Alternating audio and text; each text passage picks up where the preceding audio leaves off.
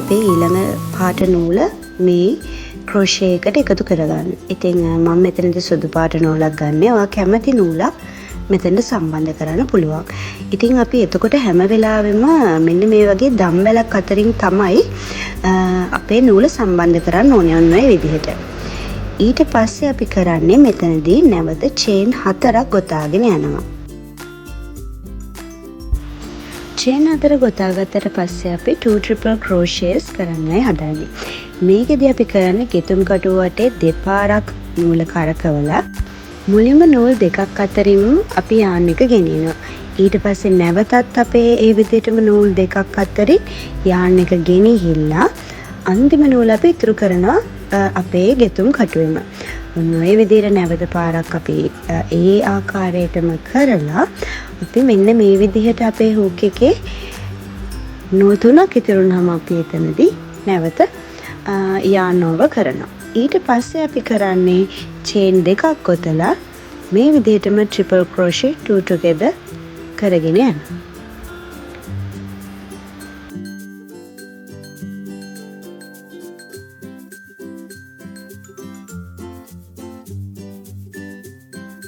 අපි දැන් ඉගෙනගත්ත ක්‍රමයට අනුව අපි අපේ මුළු ස්ටිච් 12 වටේටම මේ විදිහට ගොතාගෙන යනවා.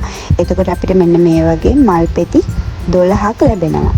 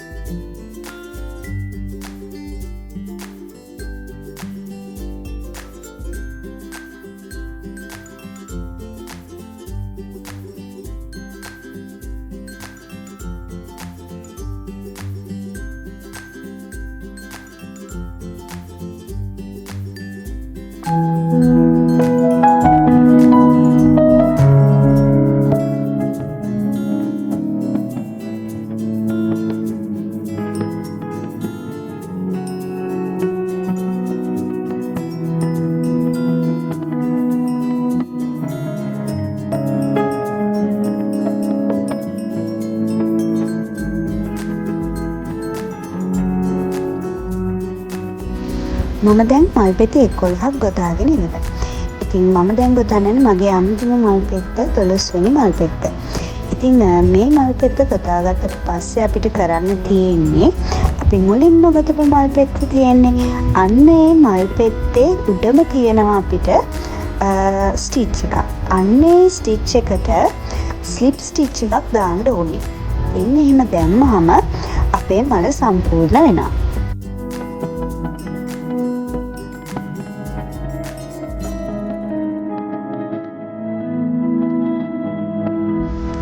ඔය තියෙන අපි ගොතාගත්ත මල. ඉතින් ඊට පස්සේ අපි කරන්න යන්නේ අපේ වැඩිපුර තියෙන නූල් ටික පොඩ්ඩක් වැඩියෙන් තියෙන නූල් වලින්ම කරලා තියෙනවා ඒවා කපාගෙන ඉවර කරලා අපේ මේ සුදු පාට නූල වැඩි වෙවි ඉවරයි. ඉතින් සුදු පාට නූලත් අපි අර ඉස්සෙල්ලා වගේම චුට්ටක් ටිකක් දිග තියලා අපි ඒක කපලා ඉවත් කරනවා.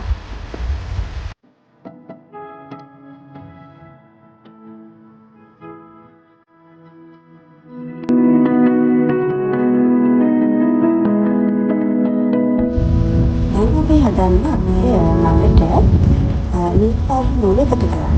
ඉතින් නිල් පාට නූල එකතු කරන්න අපිට මේ ඕනම ස්පේස් එකක් තියෙන තැනක් යොදා ගන්න පුළුවන්. මේ ස්පේස් එකක් තියෙන තැනක් අරගෙන එතනට අපි මේ විදිහට අපේ නූල එකතු කරලා අපි චේන් 4ක් ගොතා ගන්න ඕනේ. මෙන්න මේ වගේ චේන් 4ක් ගොතා. ඊට පස්සේ අපි කරන්නේ මෙතනදී 2 triple crochet එකම නැවත කරනවා. මේකෙදී අපි අන්තිම නූල ඉතුරු කරන්නේ නැහැ. ගෙතුම සම්පූර්ණ කරනවා. ඊට පස්සේ අපි ඒකම නැවත දෙපාරක් මෙතන කරලා ඊට පස්සේ අපි ඊළඟ ස්පේස් එකේදී ඩබල් ක්‍රෝෂේ 3ක් එක තැන එකම ස්පේස් එකේ කරගන්නවා.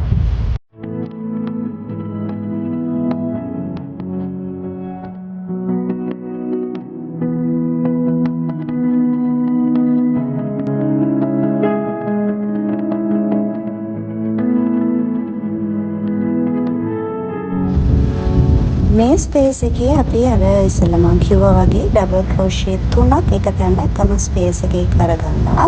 මෙන්න මේ විදිහට.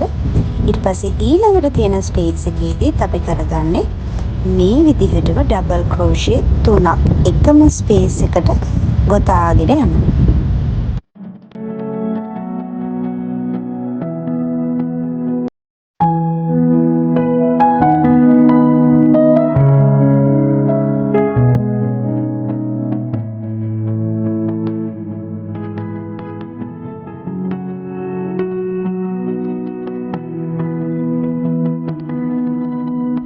දැන් අපි හදන්නේ අපේ මේ ග්‍රැනි ස්ක්වයර් එකේ කොනක්. මම නැත්නම් කෝන ඒරියා එකක් ගොතන්න හදන්නේ. ඉතින් එතකොට අපි කරන්නේ 3 triple crochets 3ක්. එකම ස්පේස් එකේ කරගෙන ඊට පස්සේ අපි ඒකෙම chain දෙකක් කොතලා නැවත ඒ ස්පේස් එකටම 3 triple crochet එකක් කරගන්නවා. මෙන්න මේ විදිහට.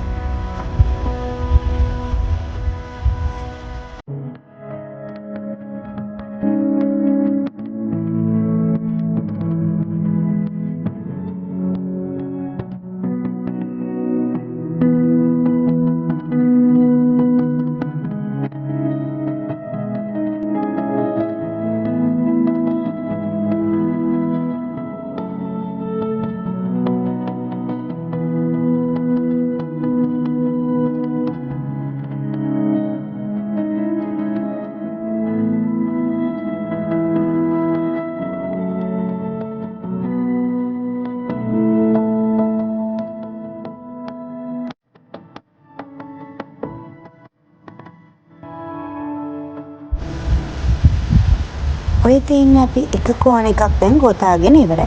ඊට පස්සේ අපි කරන්නේ නැවත ඩබල් ක්‍රෝෂේස් 3ක් එකම ස්පේස් එකේ කරගෙන යනවා. ඊට පස්සේ නැවත ඊළඟ ස්පේස් එකටත් ඩබල් ක්‍රෝෂේස් 3යි.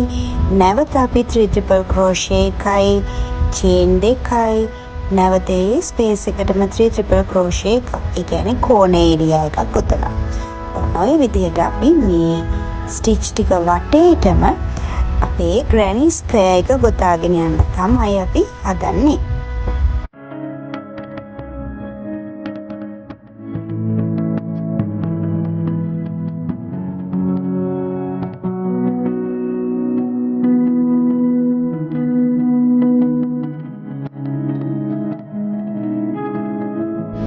ඔන්න ඔය විදිහට තමයි මම එක මුල්ලක් ඉවර කරගෙන තියෙන්නේ. ඔය විදිහට අපි වටේටම ගොතාගෙන යනවා.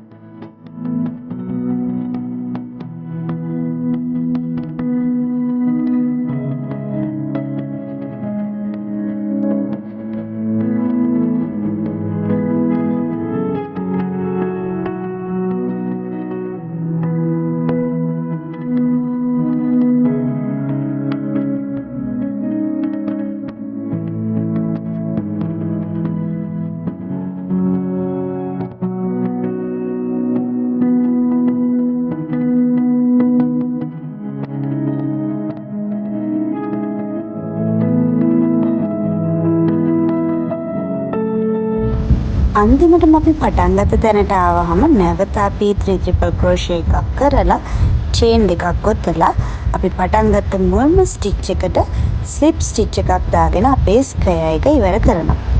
ඔය තියෙන අපි ගොතාගත්ත granny square එක ලස්සනයි නේද?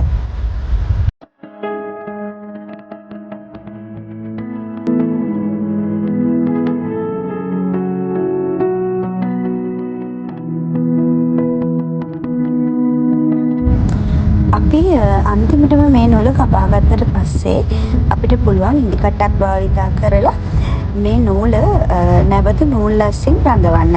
එතකොට මේ නූල අපිට පේන්නේ නැති වෙන රඳවලා ඉතුරු ටික කපා ගන්න පුළුවන් මේ නූලෙන්. මෙන්න මේ විදිහට.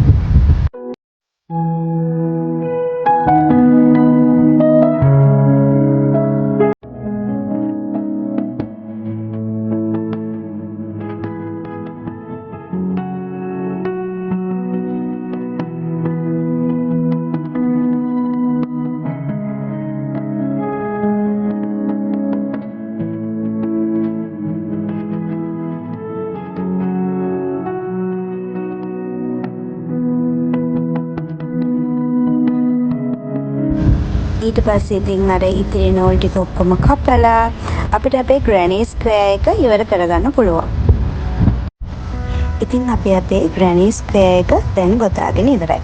මේ තියෙන අපි ගොතාගත්ත granny square එක. බලන්නක ලස්සනයිද කියලා.